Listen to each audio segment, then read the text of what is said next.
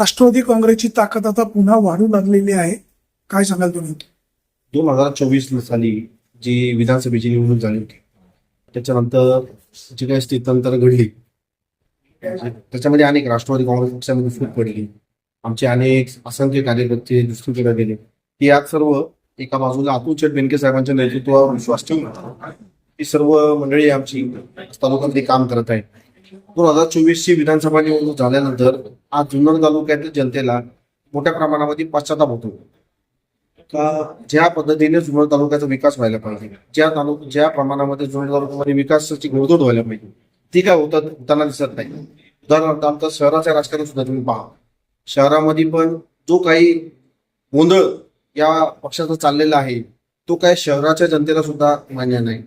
आज अतुल शेठ बेनके साहेबांच्या नेतृत्वावर विश्वास ठेवून जुन्नर तालुक्यातील असे असंख्य युवक पदाधिकारी हे आजपर्यंत राष्ट्रवादी काँग्रेस पक्षामध्ये वापसी करत आहात.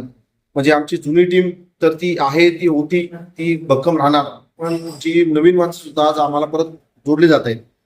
त्यांच्या माध्यमातून जुन्या आणि नव्या सहकाऱ्यांचा समावेश करून त्यांच्या सगळ्यांच्या मदतीने अतुल शेठ बेनके साहेबांना आमदार करण्यासाठी आम्ही युवक संघटन, जी आमची युवकांची संघटना आहे, ते आम्ही नक्कीच येणाऱ्या काळामध्ये आम्ही अतुल शेठच्या पाठीची भक्कम अशी फळी तालुक्यातल्या युवक संघटनेमध्ये निर्माण करू व अतुल शेठ बेनके साहेबांना आम्ही 2029 मध्ये आमदार करणारच आहोत हा आम्ही विश्वास आम्ही आमच्या मनाशी बाळगलेला आहे.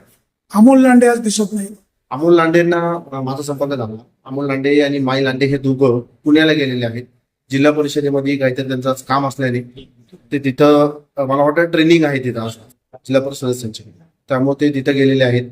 मला त्यांचा फोन आला होता की असा कार्यक्रम आहे, तुम्ही त्या ठिकाणी पोहोचा. ते काही विषय नाही. अमोल लांडे सुद्धा माझा जीवाभावाचा सहकारी आहे, माझा भाऊ आहे, या अख्ख्या तालुक्याला माहीत आहे. तो सुद्धा आमच्या सोबत आमच्या पाठीशी नक्कीच ठामपणे उभा.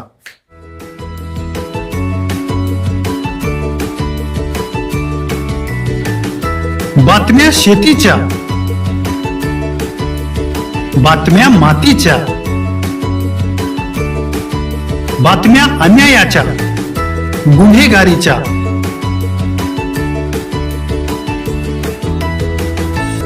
राजकारणाच्या आणि समाजकारणाच्या,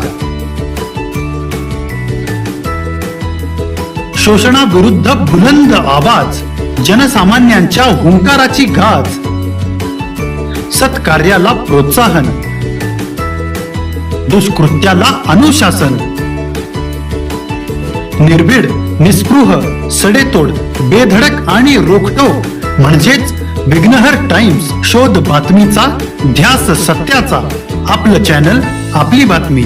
सबस्क्राईब तर कराच, पण बेल आयकॉनवर क्लिक करायलाही विसरू नका.